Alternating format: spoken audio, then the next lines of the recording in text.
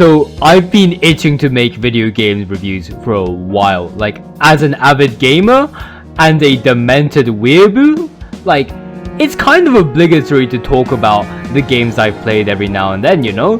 Which is why today I picked out just a few of the games that I played on stream. Now, you don't gotta go out your way and watch all of the streams right now, but I am just gonna say that I commonly go live on 20:00 GMT or a little later.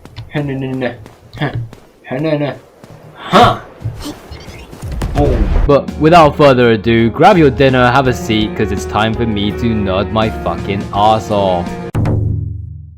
Old Vein.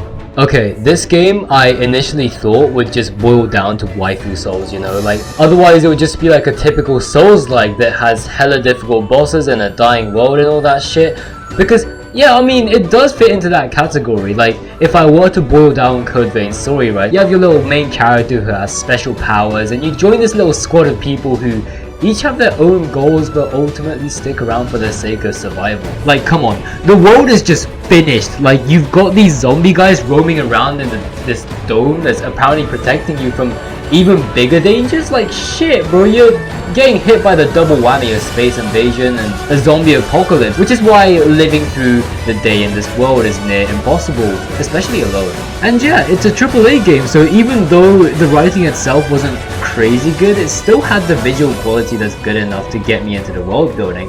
Nah, to be fair, the OSD goes absolutely crazy. Like, bro, the start screen, like the way it glows in and shit.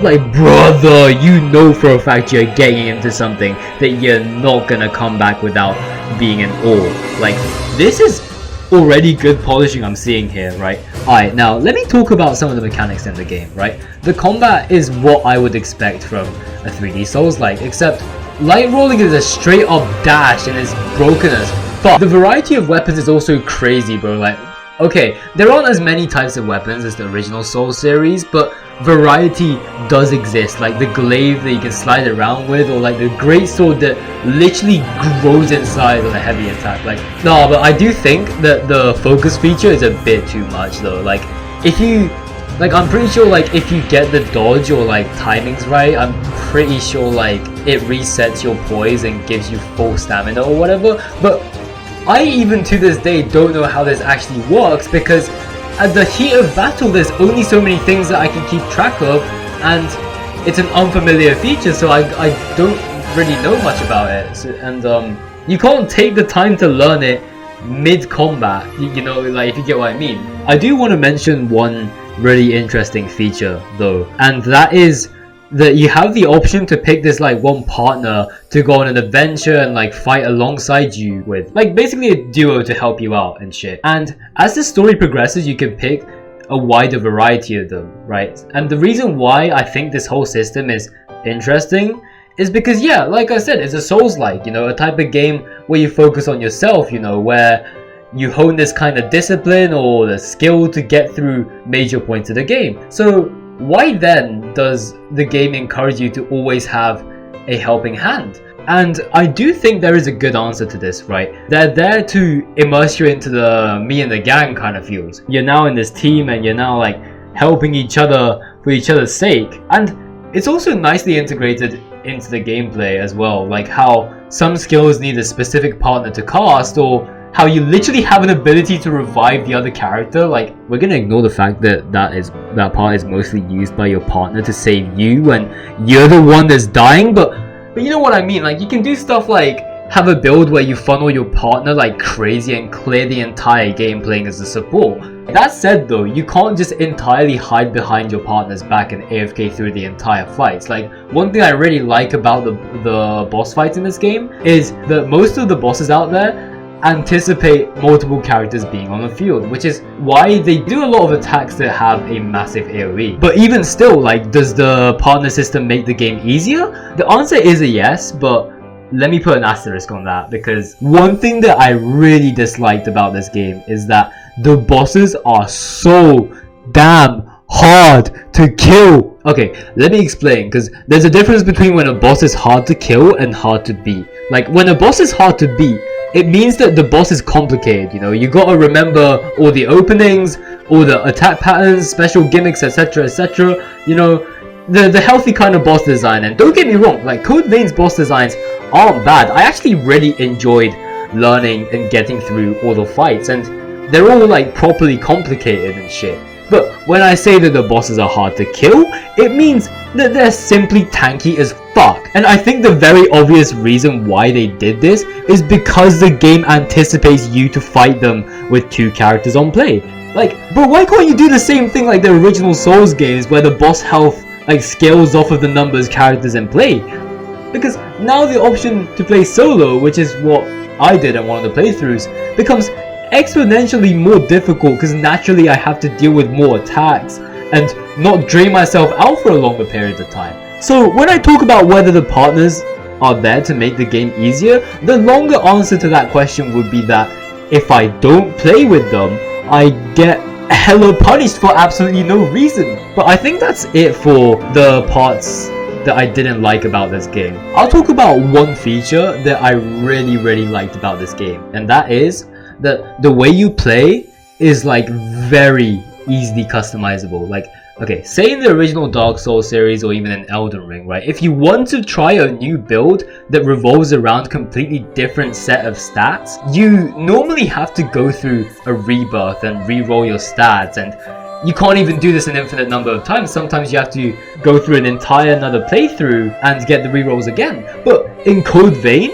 you can get these things called blood codes, which are basically class templates that give you different overall stat scalings. And the thing about these blood codes is that you can switch between them anytime you want. I mean, yeah, blood codes are basically the main way the game rewards you, because not only do you unlock basically a new playstyle, it also gives you access to more abilities. And as a reward system, like, this is absolutely fire. Like, bro, even mid-fight as well, you can switch blood codes and like change things around. Like, I'm pretty sure there's even strategies out there where you switch to a different blood code for a different phase in boss fight. Hey, when I played, I didn't have the brain cells to do that, but like, anyways, I'm really glad that I was able to experiment with a bunch of things within a single playthrough, and it also made the playthrough itself more interesting, you know? Overall, I would say that this game is like the solid textbook reference for an A-tier game. The gameplay was more than enjoyable, the atmosphere it wants to achieve is very well captured, and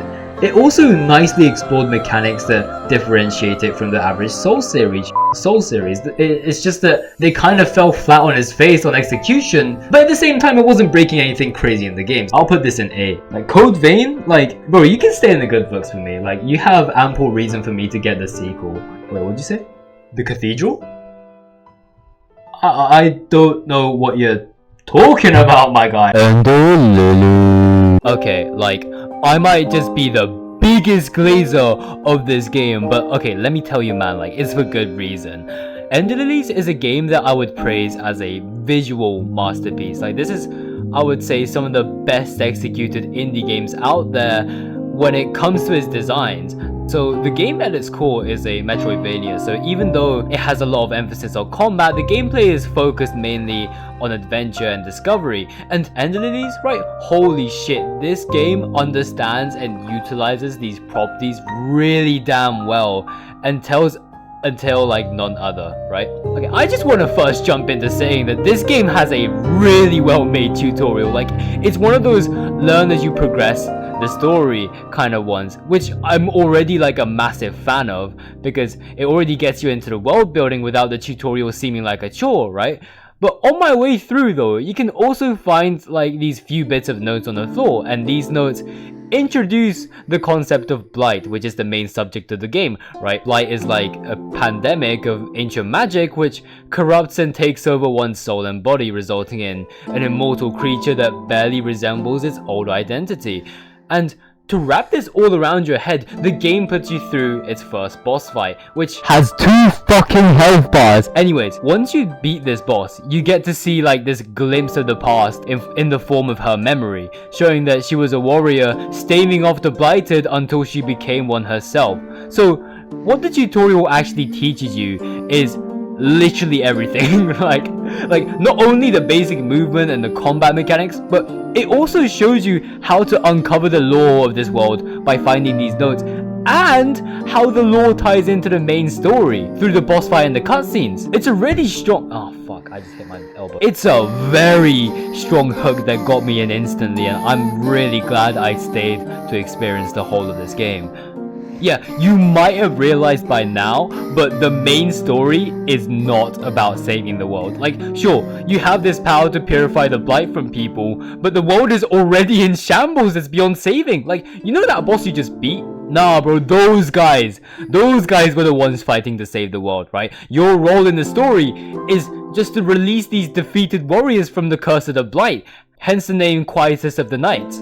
Like, so far, I feel like I've been talking all about the lore and everything, but that's exactly the point. This gameplay is built entirely around the story, right? So much so that it sacrifices a lot of the gameplay for the sake of storytelling, but I'm gonna cover that later. But yeah, the storyline is unique. It delivers this kind of adventure to uncover all that led to oblivion and remember these noble figures for the role they took against it. It's like such a perfect concept for a Metroidvania which revolves around a player's curiosity, you know, because see, if you wake up at the end of the world, like, who the fuck wouldn't want to know what happened to cause? And that's how this game mainly rewards you outside of new mechanics and attacks, right? Discoveries in the map let you understand more of this world and more about the people that we now see as our foes. And because there's barely any dialogue in this game, this is like the main way the tale is told. Now, going back to me saying that the gameplay is built entirely around its story, this also leaks into its movement and combat as well. As in, like, this game sacrifices player satisfaction for the sake of storytelling. Like, I'm gonna be completely honest with you, the combat system is quite clunky, but I think this is deliberately done, right, to show that all the fighting is done by the allies. Because look, it makes sense. You're playing as the White Priestess, you're in control of Lily, and she's like this little innocent looking girl dressed in this delicate white dress, this kind of like character design that screams, I can't fight, I need to be protected. Like, even in combat, you can literally see that she braces in fear of the danger in front of her. So yeah, in combat, you're naturally more so in control of her purified companions than Lily herself. And each of these companions have their own unique moves, and I think representing each character on how they protect the priestess is what kind of causes this clunkiness. Like, let's talk about another flaw in the gameplay that I feel like is intentional, right? The final boss fight, right? Normally, the ultimate showdown and challenger skill. Now, fuck that! The final boss in Ender Lilies is a really, really bland fight, right? The boss barely actually fights you, but instead continuously spawns these flying fucking eyeballs everywhere. Like, up to this point, the bosses were really well designed. Like, they weren't insanely difficult, but I don't think I've had a time where I beat a boss using the exact same type of build as the last one, which shows that everyone had their own, you know, unique skill sets displayed enough for me to change my playstyles and shit. But the Blighted Lord?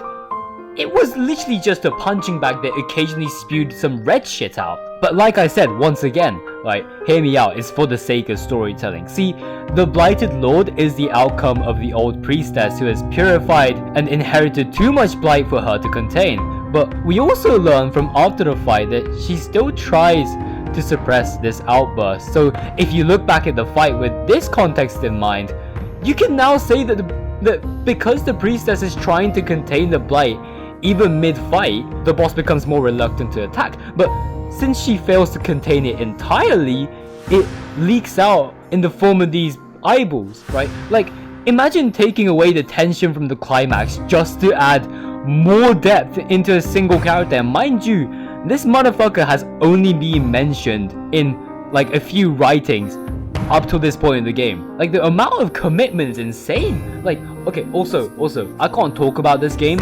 without mentioning the art and the music, right? It captures each area's atmosphere perfectly and adds detail on like the sheer devastation that the blight had caused throughout the Land's End. But like at the same time, it also shows the little bits of beauty that remained despite all of this, mainly on like the trees and the plants, which could symbolize that the blight was more of a force of nature than something that was fully under the control of humanity. Okay, bro. Okay, just like that, bro. This game just tickles the fuck out of my theory crafting bits in my brain, like for every second I look at it. Oh yeah, now about the OST, right? I feel something very unique about this OST, right? Judging by this kind of dark fantasy vibe, right? You'd expect something that screams tragedy, something that preaches the horrors of blight, but instead what it expresses is pure ambience, which is exactly the vibe the game is looking for, because nobody remained to tell the tale and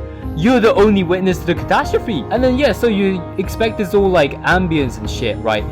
But then you get hit by this, the amalgamation of sounds that probably doubled my heart rate for the duration of being in this area. And this like perfectly captures a share of the amount of pain that Preacher was going through. Like what I'm trying to say is that everything works in complete harmony to funnel the storytelling. I have not experienced an action RPG that's so committed to its own world building. Like I consider this an S tier game, right, confidently, because it does such a great job at giving an experience that's probably gonna live in my head rent free for life. Magnolia. So this is the game that's the successor of Ender Lilies, and story wise it is a sequel, but not in the most obvious ways.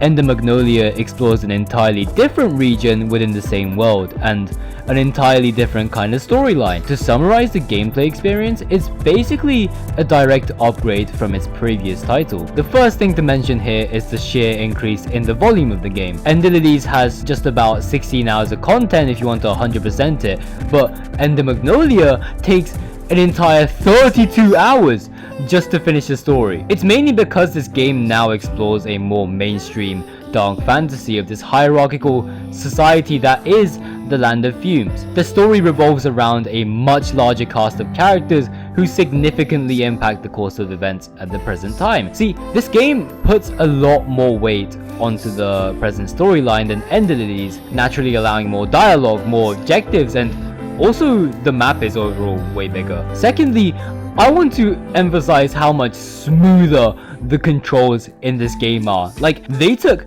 player convenience by its definition and then beat it right into every part of the game. Like, okay, let's talk about the movement first, right? Like, to give a bunch of examples, you can now move while attacking midair. You have a larger variety of movement actions to unlock, like Garm's Mega Jump, for example, and you get an extra character dedicated to movement-based attacks. So you overall get an insane amount of power when it comes to area traversal, and it takes the platforming aspect of Metroidvanias to the absolute maximum. Oh my days, bro. And the combat is even better to talk about. Like, first of all, obviously all of the movement perks that I just mentioned directly translates to the fluidity of the game's combat. The system now makes you put a lot more thought on each ability you use, since different attacks mostly come out sequentially rather than in Ender Lilies where you could just button mash every attack and pray to 100 to 0 an enemy. Like, the combat was definitely fine-tuned to require more thought, and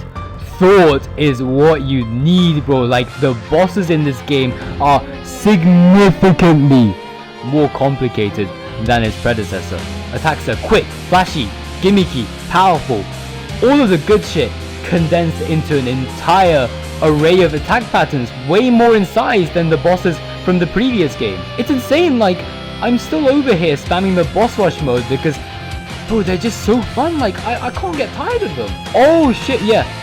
One flaw that I forgot to talk about in Ender Lilies was that the enemies dealt damage on collision, right? It made absolutely no sense because it gave this unnecessary risk factor to think about that's other than their like attack patterns, and you especially feel this in boss fights the most, right? I'm actually really glad that this was removed in Ender Magnolia. I mainly also like how they compacted all of the abilities in the game to this fixed roster of characters. Each character is given a set of moves under their unique traits. For example, Nola uses a bunch of melee combos, Yolven is all about running and gunning, and the Chained Beast revolves around counterattacks. What this does is that it removes a lot of mess off of having to pick a combination out of the random bunch of abilities, and it also makes it easier for you to have a feeling of attachment towards these characters just from sheer familiarity. Another thing to mention as well, right, is that the overall quality standard for this game has improved significantly from its predecessor. Like, if I were to say that Endlilies has about like a 10 out of 10 in visual storytelling and an 8 out of 10 for overall polishing, then Magnolia cranks both stats to a solid 11. Let me explain. The environment is way more detailed and the color palette used is allowing for so much more visual clarity between objects. In the previous title, the background tended to be a bit foggy and characters were desaturated, making some points of the game a little bit more visually chaotic. Magnolia completely contradicts this with its overall brighter and more saturated environment, and clarity has also been otherwise improved by giving characters a more distinct and sharp silhouette. And not to mention that because this game explores a greater variety of concepts than Endlilies, the OST is way more expressive. But not only that, like I genuinely think the production quality is overall better. Like, the soundtrack has become more orchestral and emotional, screaming this unique vibe that I can only call Ender Magnolia. I think this is more about the music direction because Millie, who are the main composers for both titles, already do an extremely good job at capturing a general dark fantasy vibe, but to have them compose an OST that feels so bespoke and irreplaceable to the game is honestly impressive. Okay, let me stop the glazing here, right? If I were to mention anything that's not positive about this game, then I would say that it honestly didn't have to be a Metroidvania. Like, it could have well been developed as a top-down or even like a third-person 3D game with like a different, you know, bunch of mechanics to explore. But you know what? Fuck that, bro. They had the formula written down ever since Endlilies. Like, why the fuck would you switch up, innit? Alright, fuck it, bro. Every other second I'm gonna talk about this game, I'm probably gonna be glazing it like shit. So I'ma just put this game as the best game on this tier list so far. Like, it's crazy how this game is the one and only method of making me talk shit about Endlilies. Like, come on, man. But with these 3 games being on my lifelong tier list, I'ma call it wraps for today. If you guys want me to do more content like this, then let me know in the comments, man. I also want to hear your opinion on these titles because none of my lads like know jack shit about them, so I never get to talk about them, man. I'm probably gonna be making more bits of content like this, but I also am a game dev, so I'm also gonna be making some tech-based stuff as well. If you're into any of that shit, like, come on, subscribe, bro. Like, I know you wanna. Once again, I will be on stream from 8 PM GMT, so pop over on those as well. But anyways, 俺のクローゼットの中にユダヤ人が2人いるんだ。両方とも死んでる。